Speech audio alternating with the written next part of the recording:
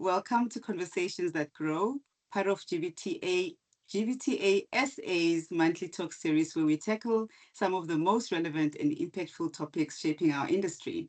My name is Kagiso. Some of you I've met, some are new faces, but thank you for being here, and I'm honored to be your moderator for the session today. Our focus today is sustainability in corporate travel, a topic that has become very central to the way travel managers have to consider how they design, implement, and measure the success of their travel programs.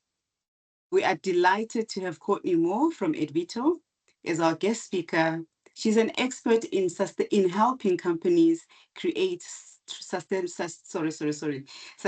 strategies to help their organizations have more cost-effective, sustainable, and future-fit programs. She will share her insights on balancing the corporate objectives of the company together with sustainability. We hope that you'll find this session useful and we'll be able to get some insights that will help you get started and help you tailor your travel program with sustainability in mind. So this is how we'll run the program, the session today. We'll start with a Q&A between myself and Courtney. I'll lead the conversation and hopefully we'll explore the trends, challenges, as well as opportunities that come with considering sustainable corporate travel. Afterward, we'll open the floor to questions. But please, if you do have any question that comes to mind whilst we're having the conversation, please feel free to post it in the chat. And we can also tackle that when we are doing the floor questions. Then we'll finally close off with closing remarks and share some actionable takeaways and tips that will hopefully actually give you something to think about or look at tailoring your program and also maybe incorporate some of the ideas that come up during the conversation. Hopefully some of the delegates on the call will also have some insights or test scenarios or case studies that they can share with us. So I'll hand over to Courtney to introduce herself, what her role is, as well as what Advito does in helping companies create sustainable travel programs. Thank you. Courtney, over to you. Thank you, Kagiso, for that lovely introduction. And thank you, everyone, for joining today. I'm very excited to be here. My name is Courtney Moore, and I am, as Kagiso explained, part of Advito, which is a consulting firm focusing on helping companies become more future fit and sustainability focused within their corporate travel programs. I am based in Amsterdam. I've spoken at several GBTA events in the past, but never for the Southern African chapter. So I'm very excited to be here. So with Advito, our team of sustainable collaboration is what we call the practice. It's led by a French guy called Julien Echenchou. He's made quite a bit of a name for himself in the industry for really being a thought leader and a disruptor. And I really respect that.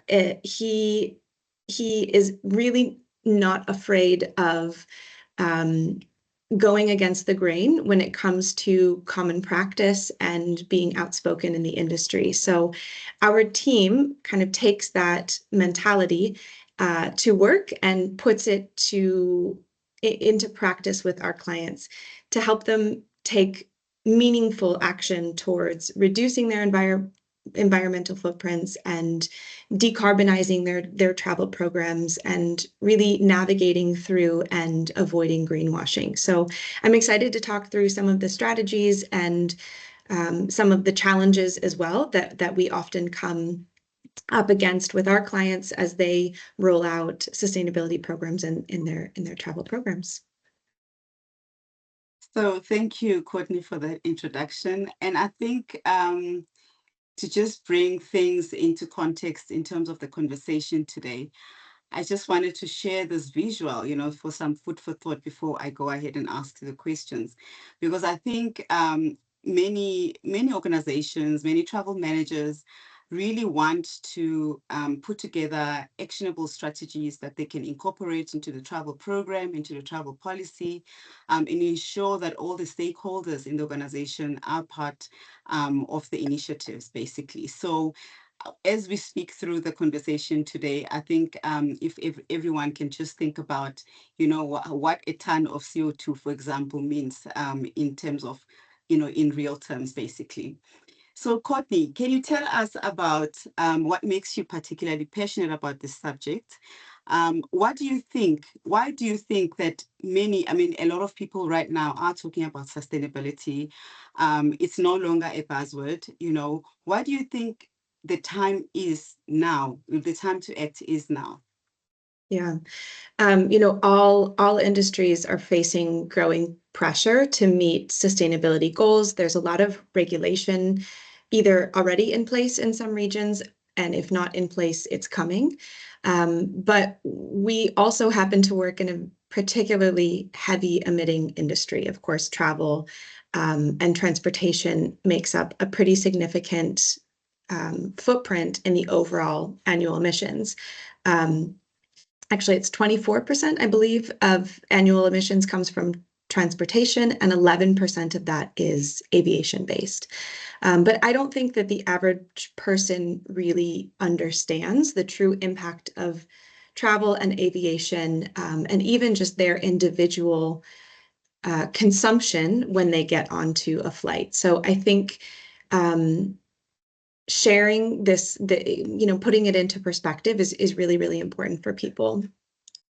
And so this visual I love. This is something that types of education or materials that we often create to help put it into perspective. So this is an example showing one round trip flight from Cape Town to Cairo. And that 1 ton of CO2, often a ton of CO2, that it might seem like a lot, but it doesn't really mean anything to the average person. They don't have anything to translate it into. So I think seeing this type of visual and putting that into perspective is really important. And if you also think kind of beyond that, by the way, this is this is not the entire flight from Cape Town to Cairo. This is one passenger in an economy seat, their share of that flight. And to put this into further perspective, if you wanted to offset this 1 ton of CO2, it would take trees from a reforestation project 35 to 45 years to absorb the carbon from this single flight. So it's really quite extreme. And another kind of scary fact is that only 20% of the world's population has ever even been on a plane in their lives. 80% has never even been on a plane. So it is significant, and we do make choices every day. So I think and I don't put this out there to be scary, but I think travel managers in particular are in a unique position because you have the power of scalability at your fingertips, right? So I make choices every day. You make choices every day in your lives with your families to try to be more sustainable and try to avoid certain things or adopt certain practices. But being in a travel manager position, even a small shift when you're talking about millions and millions of dollars potentially going into travel and hundreds of flights per year, hundreds, thousands of flights per year that your company is taking. Even a small shift, if you were to change 2% or 5% of that travel, it can have a massive impact when you consider these types of figures. So I think we are in quite unique positions to drive change and be more aware of the overall impacts. Yeah, and I think you hit the nail there on the head when you mentioned, that basically the majority of carbon emissions actually come from 20% of the global population. When we put it down to those kind of numbers, we truly understand that the impact basically from a very small number of people or of the population, right? But I think as well, sustainability is quite a broad subject. It touches various areas within a company's goals and objectives. But another thing that travel managers would need to try and understand and to get a better grasp of this topic. How would you advise, a travel manager to begin, first of all, understanding the topic, breaking it down and applying it to their day-to-day work? whether it's from a corporate perspective or helping travelers, and as well as, actionable initiatives that could help their program reduce their footprint. Where do you start? Do you have a starting framework? Is there something that you can share to start? Back to basics, Yeah. for example? Absolutely. And it's a very, very big topic, and we're not all going to be experts in this space. As travel managers, you have so many different responsibilities to balance. And some people are coming from procurement, some people are, all sorts of different backgrounds. And so now you have to be a sustainability expert as well, which can be quite intimidating. But what we start with is sort of a framework with our clients, is it has 4 pillars. And the idea is travel less, travel better, use more sustainable suppliers, and invest. So those are the 4 categories that we really focus on. So I'll dig into each one a little bit more. Number one, travel less. And it's a hard message to share as we all work in the travel industry, but something really important to us as a consultant is that we maintain our integrity. And I would love to tell you that something like offsetting or sustainable aviation fuel is a viable solution that's going to revolutionize and change our industry and solve the problem. But it simply isn't. And while our industry likes to push those types of strategies, I do have to say that if you have aggressive targets, you're going to need to travel less. But the message is not just stop traveling altogether. It's not simply just cutting the number of trips in half. It's rather getting more thoughtful about the travel that is taking place. We know that travel is essential. It's often business essential, and it's a wonderful thing that brings people together. So it's about targeting the right routes and being thoughtful about when and where a trip is necessary. Is it worth it from a financial standpoint? Is it worth it from a strategic standpoint? Can you get more creative and empower your travelers to make smarter routing decisions? For example, if they're going to fly on a long haul flight over an ocean, can they do that instead of doing it 3 times a year? If they're going to go, can they be more thoughtful to try to consolidate trips and maybe see 3 different clients that are in that region at one time? So there are ways to travel less that doesn't mean eliminating travel altogether. The next pillar is traveling better. So when you do need to travel, can you do so using better means? So encouraging the use of alternative transportation when modes of transportation when that's available. Even the routing can be very important, flying direct versus flying indirect. And another thing that can make a big impact is choosing flights with lower emissions. So different aircrafts or different airlines are using different aircrafts, and the actual fuel efficiency of those aircrafts can be vast. So it could have 20-30% difference in the amount of fuel burned, depending on the type of aircraft. This information is available to us today. So even just without changing the number of routes at all, choosing more efficient aircrafts can bring your emissions down 20-30%. So for an example, if you're going to fly from Johannesburg to London, if you avoid flying Emirates in most cases and fly with another carrier using more efficient aircraft such as Virgin or British Airlines, you can save pretty significant 2 kilograms of CO2 on that same flight. The next is using better suppliers. So that obviously leads directly into that. As you're building out your supplier programs, think about things like fleet efficiency. Consider hotel partners that are eco-certified or otherwise lower emissions than higher emissions alternatives. And kind of being weary of greenwashing at the same time. This is something that's becoming more and more regulated, particularly in Europe. But companies are making a lot of claims into their sustainability, credentials, and often those aren't backed by anything science-based. So be kind of conscious and do your research when you're building out your supplier programs. And then the last category, we say invest responsibly. So we tread lightly on the subject of offsetting. It's not bad. There's some really great organizations that are doing good things out there.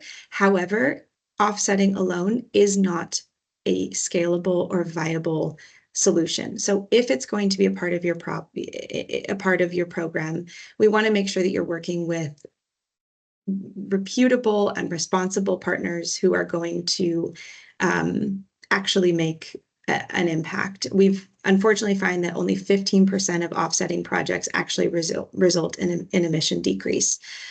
So being very thoughtful and using this as a complementary or supplementary strategy after traveling better, traveling less, and using better suppliers. So eliminating in the first place is the single most important thing that you can do.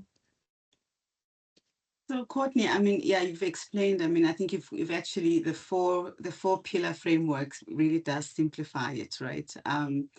But when you speak about credentials, a lot of companies, especially global companies, are talking about net zero by 2030. You know, there's all these buzzwords being thrown around. But I think definitely there are ways, initiatives that can be put in place for travelers to also partner up with the travel department and the organization as a whole to get, to get to a point where the carbon footprint is reduced. But another way as well, there's this emerging concept around purposeful travel versus return on investment of a trip. When you go to talks within GBTA globally, everyone is talking about purposeful travel. How do we measure that? Can you elaborate a bit on that? Yeah, there's a number of ways that this can be done, and it's not a simple calculation that you can just plug in, but there are some questions that can be asked. One way is to do surveys, either pre-trip and also post-trip, and then aggregate that information together and have travelers rate, and ask them certain questions and have them rate the experience and the value that they got from that trip. So questions like, does this trip have measurable and clear objectives? How long is this encounter and what are the goals of the meeting? Would your company be disadvantaged by not attending in person? And then based on that, we can target in 1-day trips, for example, where somebody's flying in, they're having a 1-hour meeting and they're flying back. It's not to say that it's not important that they're there in person, but is that really the best use of resources to make that meeting? And could that potentially have been done via virtual tools, or potentially eliminated altogether? Or, as I mentioned earlier, combined with other trips. If you're going to fly in, can you do 3 meetings in a day, or 3 meetings over the course of 3 days, for example? So surveys are very helpful in having information that is specific to your company. But another great resource that is a very easy thing, you could make it in an hour or so, to build out, is a decision tree. So we call it kind of a stay or go framework, but create a decision tree for employers, also for employees, but also for managers and even stakeholders, to help them decide and give them some guidance. Is this trip meaningful? Is this not meaningful? Should I go or should I not go? So things like, is it client facing? Is one of the main goals to build trust and relationship? How long is this meeting going to take place, etc. So give them a little decision tree to help them come to a clear solution, and also being thoughtful about the traveler experience as well. Our workforce is changing, and expectations are changing a lot from employees on what they're willing to do. Being away from home, and people have families and children, can be, it creates a lot of friction, and it can create a lot of it's just difficult to be away from home all the time. So empowering people also to make those decisions, and a decision tree is a great way to do that, where they can then go to their manager and say, hey, I really don't think this is worth the money or the time or the carbon to go on this trip. What do you think? And, I went through this decision tree, and it also is guiding me in that direction. Can this trip be done through a virtual tool, for example? So really helping travelers understand why they're traveling, what is expected from them, and if there is lack of purpose or ROI, can it potentially be done remotely? Yeah, Courtney, I actually like the simple way of making the decision. And it also, I think it sounds for me, as somebody that is also involved in the travel industry and also as a traveler, that the engagement between the traveler or the possible traveler is there with linking the objective of that particular trip they have to take with organizational goals, but the consciousness of it, because it happens at every time they have to plan a trip or plan a meeting with the client.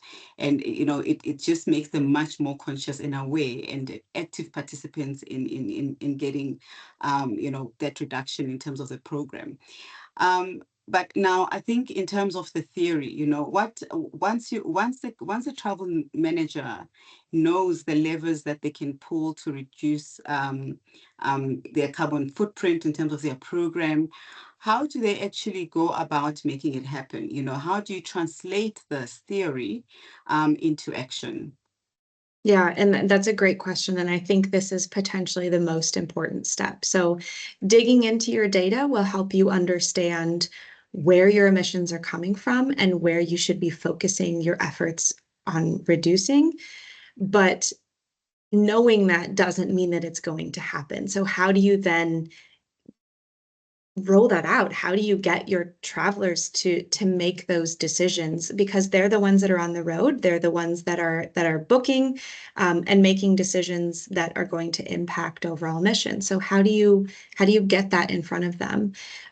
So creating an entire travel culture that prioritizes sustainability. It's a mindset shift, and uh, it isn't a new topic anymore. It's becoming prevalent across organizations, across all industries. Um, but again, getting them to understand the impact of travel, and it's not just an automatic, oh, I was asked to go to this meeting, book my travel, being more thoughtful about it.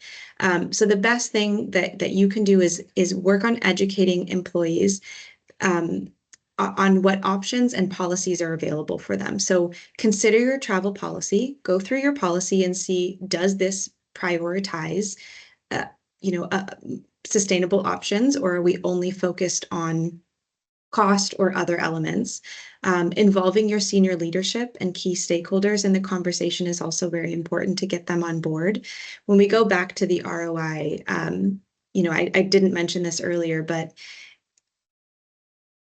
when you talk about reducing travel, you're also talking about significantly reducing costs. So it's not always true that being more sustainable is going to cost more. And I think that's a common misconception. We've worked with clients that have actually brought their costs down considerably in reducing unnecessary travel. So getting your senior leadership on board, that's a really easy argument to make and also to quantify. So getting them on board is very helpful. But then again, getting it in front of your travelers. So one of the things that we do with our clients is we have a solution called traveler engagement, and this is all about creating communication strategies to educate travelers on different initiatives that you want to roll out. We think about travelers as being, they're just consumers at the end of the day. They're consumers. We're all consumers. We all have access to information at our fingertips, and we're being marketed constantly in our personal lives. And when travelers come to work, they expect the same thing. They expect an experience that's going to be similar to shopping online experience. So what we do is we kind of emulate that, and we adopt some of those marketing and communication strategies that are being used by companies, every day into the travel environment. So I'll give you an example.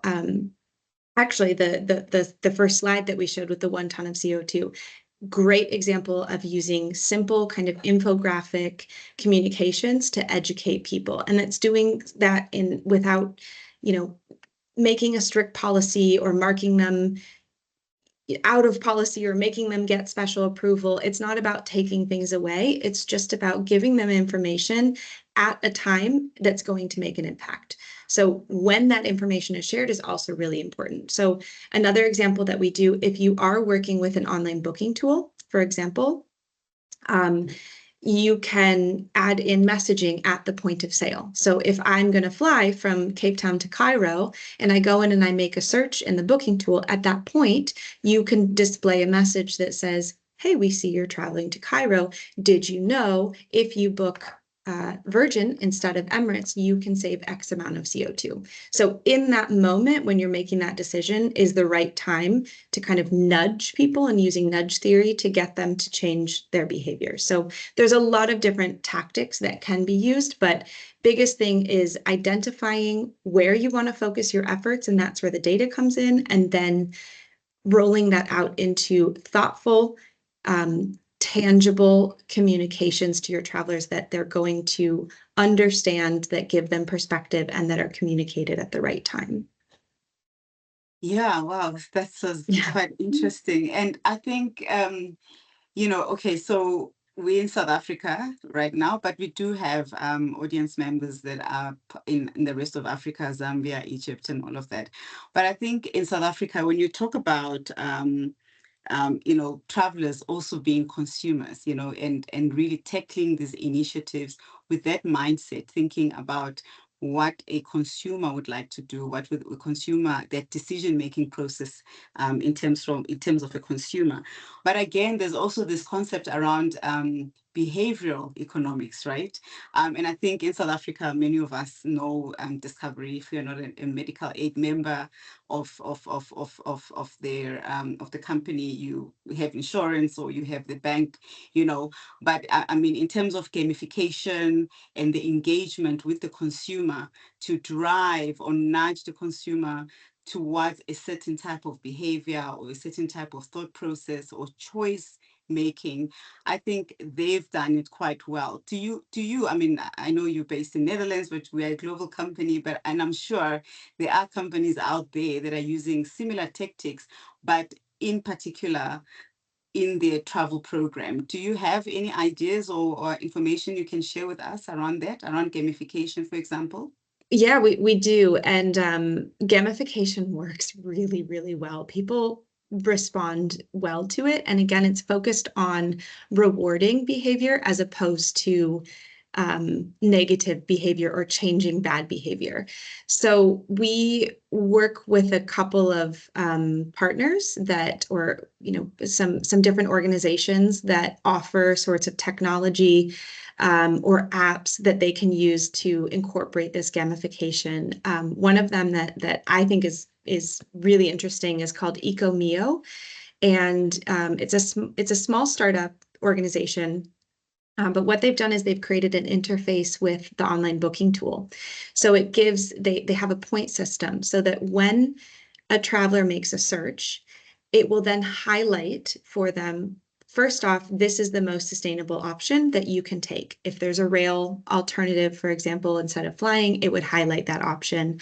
If there's no rail, then it will say, okay, this is the lowest emission route, and based on the flight, the aircraft that's being operated. It'll highlight that option, and then it will give them points if they book that choice.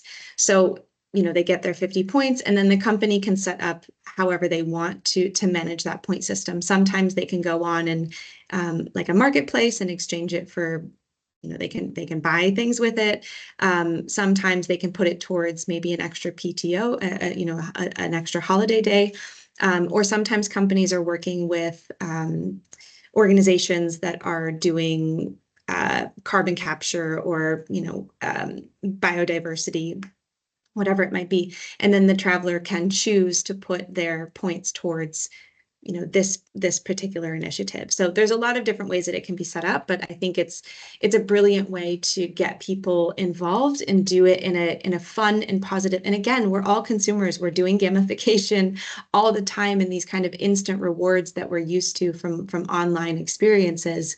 It's using that same concept, and it's putting it into travel, and it's also promoting more sustainable choices. Yeah, so I think it's really about the circularity, right, of the ecosystem.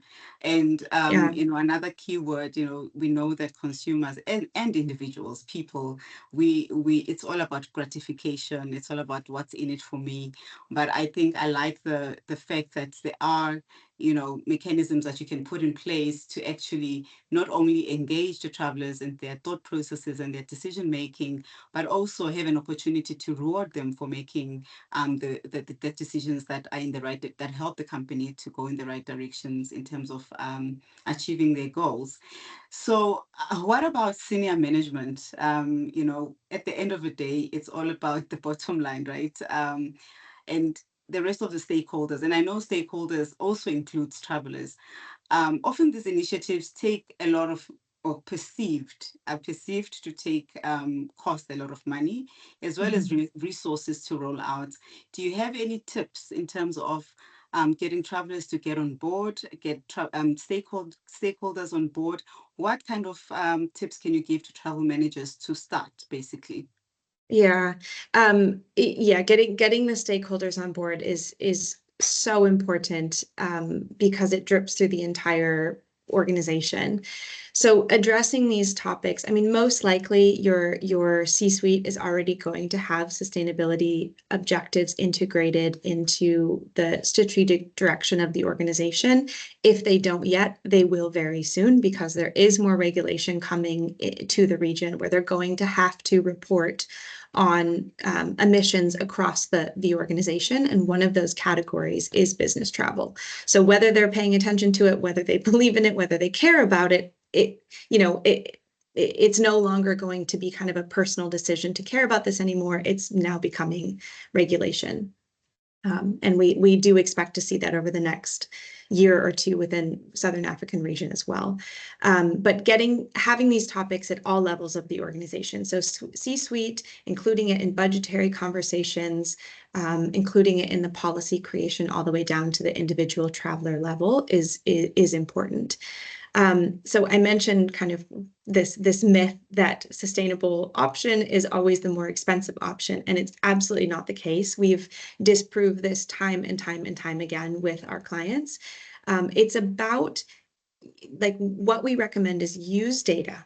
You go through your reporting, understand your data, and demonstrate that there are long-term benefits of choosing more sustainable options and focusing on reducing emissions. And the simplest argument is that reducing travel is also significantly going to reduce costs.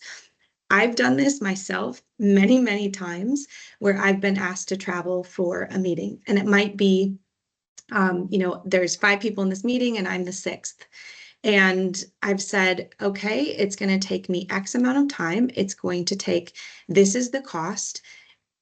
I might have half an hour of content. Can I do this meeting virtually? And then I've made that business case, with my manager, and time again, it's been kind of approved, and that yes, you can do this virtually. So in doing that, then I've saved a tremendous amount of cost as well. So when you go up the line, it's just the simplest argument. Do I need to spend this money to go on this trip that I don't necessarily think is needed? There are serious cost savings in reducing travel. But kind of back to the ROI question, asking those questions like, can you focus in on what share of business trips are producing low value? Can a successful trip, and how do you identify a successful trip? Can that be identified before it's taken? and what are the high and low expected returns. So duration is an important thing to look at, but digging in to see how many of my travelers are going on one-day trips and returning the same day. Can we cut that number down by 20%, by 30%, by 40%? And then calculating, if we did that, what would be the saved cost?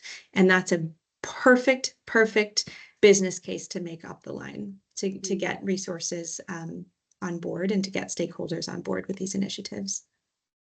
Yeah, I guess it's all about buy-in all round, right? And also, I think for especially the C-suite and executives, being able to report, how does this actually impact the bottom line and help the company achieve its goals?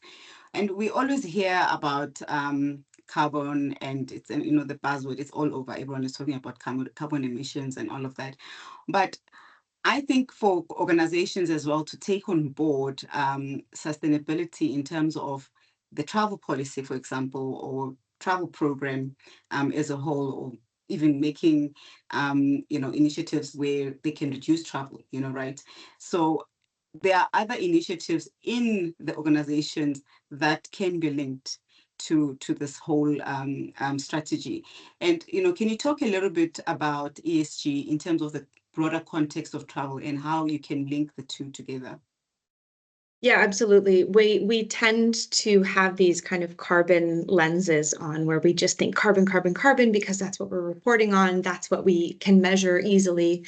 But sustainability is a very, very broad subject. And ESG, so ESG is environmental, social, and governance. So it means not just thinking about emissions, but how can we expand that into the holistic framework for building out, a travel program or broader employee well-being. So environmental, of course, that's the environmental impact, but the social aspect is also super important. So wellness of your people, of your employees, and it's not just the travelers that are on the road, it's their teams that are impacted, it's the organization as a whole, and it's even the community. How is the community impacted by this action? Or by the policies that you're putting into place.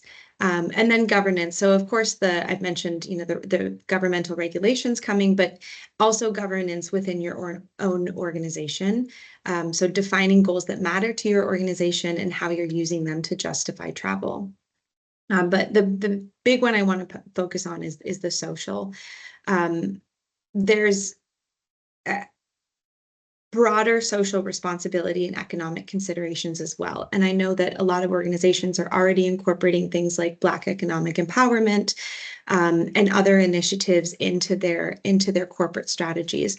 This can be part of that. So if you already have resources kind of dedicated towards those initiatives, sustainability, it's all linked. It's all linked together. Yeah, so I mean, and just to pick up on the social, I think the social and the governance side of things from an external perspective or macro level regulation, government initiatives and all of that, but from a governance and ethics perspective within the organization and social responsibility, the investments made towards regaining sustainability for travel in particular can definitely be linked to the broader picture and actually help the company to have an overall achievement in terms of all its goals.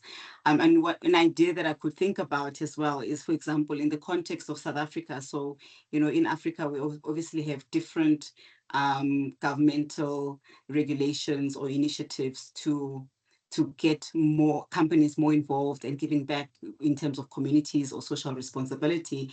But I'll just pick up on South Africa, for example, in terms of broad-based economic empowerment, where you could incorporate, for example, a Black woman-owned property or properties, as part of your hotel program, and try and steer that spend towards those properties per se, for example. And we all know that most of the time, smaller businesses are more able, excuse me, or for example, B&Bs are more able to actually incorporate the sustainability within their businesses from the onset, when they start the business, because they need to save water. Let's talk about water. It's a scarce resource in not only in South Africa, globally, right? They're able to look at initiatives when they are launching their product on how they save water, how they conserve energy, and all of that. So can you speak a little bit around that, in terms of how do you build a program? How do you have all of these different areas that you can bring into the conversation? And in wrapping it up, what are the key sustainability trends or innovations? Excuse me, got a frog in my throat. That, excuse me, that travel managers should keep on their radar for 2025 as well as beyond. Yeah, it's a really good point. So so I'll go back to what you were saying about promoting, for example, a woman-owned business or a Black-owned business. What I was talking about earlier about influencing travelers' booking behaviors, you can also use that towards really any type of business that you want or decision that you want to promote. It doesn't have to be, always. It doesn't have to be solely focused on carbon. It can also be, you can use those same tactics to promote a Black-owned business, for example, or a hotel in your program. It also goes into that framework that I was talking about in the beginning as you build out your supplier programs. Think about what they're doing in their sustainability initiatives, and that also includes what they're doing on the social aspect as well. So now is a really good time to look into your suppliers that you're promoting, that are part of your program, that you're telling your travelers to go and use. Are they aligning with your own objectives, on a broader social scale? And then as far as kind of key trends and innovations maybe that we should be on the radar for, there's a lot of them out there. Of course, technology is a big one, and also is kind of the other buzz that we're hearing about nonstop. There's a lot of greener aviation technologies that are kind of coming into play. We talked a little bit about sustainable aviation fuel, not much, but we touched on it. So airlines are going to be continuing to update their airline fleets. There's even talk about things like hybrid airplanes. Those are in the works and down the line. They do have, unfortunately, some shortcomings. So again, it's not going to solve the issues that we're facing, but they're stepping in the right direction. Continuing to build out infrastructure for things like electric vehicles and better ground transportation, public transportation system. And then, of course, other technology. You can't talk about technology without mentioning AI.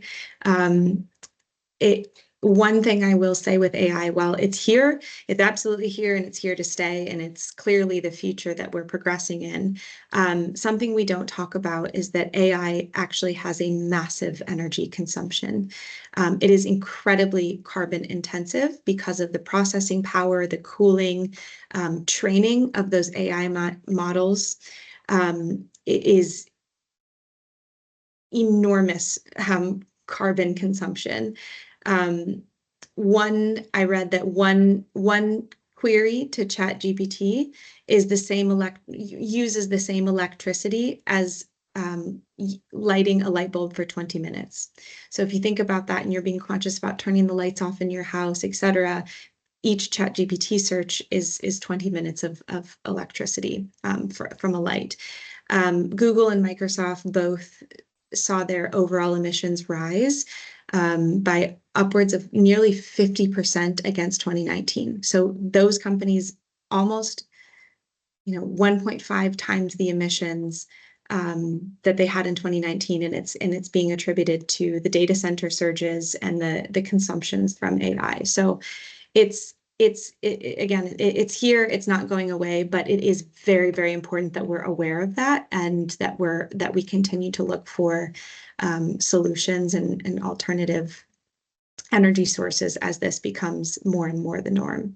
So those would be kind of some of the trends to pay attention to in the coming year or years. Wow, lots of food for thought. Are there any questions from the floor? I would like to open up that to the delegates that are attending. Are there any questions on the floor? I'm not seeing the chat at the moment. Okay. Joey, please go ahead. Thank you. Good morning, and thank you so much, Gariso and Courtney. This has been very informative, a lot to take back to the business and as well as in our individual lives. It has to start at home before you can even take it out there. And I think to educate our travelers as well on the best choices and our suppliers as well. Having said that, I just want to ask Courtney a question. Recognizing that the cost of travel also includes cost of emission, how can organizations use data to build a more sustainable and traveler-centric program? Yeah, great question. And I mentioned data a little bit, but digging into your data, so you will have there's a lot of methodologies out there for calculating emissions related to business travel. Some are more granular than others, but there's also a standard, and while it's not perfect, it's a great place to start, and your TMC will have this information for you. So go through your data, look into what is, what is driving, which routes, for example, are driving the biggest share of emissions, and then focus where it matters. So a lot of time we tend to put a lot of effort into things that, and they're not bad. They're always good things. So for example, you might say, okay, we're going to make a policy that travelers, when renting a vehicle, should always rent a hybrid vehicle. We know that they're a lot more expensive, but it's a trade-off that we're willing to make. So while that's a good initiative, car transport might only make up 5% of your business travel emissions. So is that really going to be the most impactful investment? Almost across the board, long-haul airline travel is going to be the biggest share of overall emissions. Most companies, we see about 90% of emissions is coming from airlines, and most of that is coming from long haul. So that is, in most cases, going to be a much bigger impact. And again, when I go to scalability, if you reduce that by 10%, you're going to have it's going to translate to a larger emission reduction. So digging into your data is so important to just understand what's making up my emissions today. Where do I stand? Where do I stand today? What's my goal? And then where should I be focusing to get there? So I just want to pick up a point that one of the guests mentioned in the chat, and I said it earlier as well, in terms of smaller businesses and how they can be incorporated. I also, I like that because also smaller businesses move faster, right? They can take on innovations quicker. They can take on initiatives far much quicker. They're more agile. And again, driving that kind of conversation as well at that level. I guess, to pick that up as well, it's not today, for example, the conversation is really about having the food for thought, trying to think about getting people thinking about small ideas that could really make a big difference within their workspace today from a travel buyer perspective. However, I think, some of the conversations we wish to actually, through this, inspire more workshops and more interactions to see how we can build this ecosystem that, whether it's from a supplier perspective, or whether it's a guest house or an apartment building that is woman-owned, for example, to the car shuttle companies, how do we all involve them, in this conversation and help drive it from a broader perspective as part of the GBTA? So thank you for your comment, Renee. I see there's another hand raised. Please go ahead. I think it's MP Madrian. Thank you so much. Can you hear me? Mm-hmm. Okay. So this is a very, very exciting and insightful conversation. Thank you so much, GBTA, for putting it together.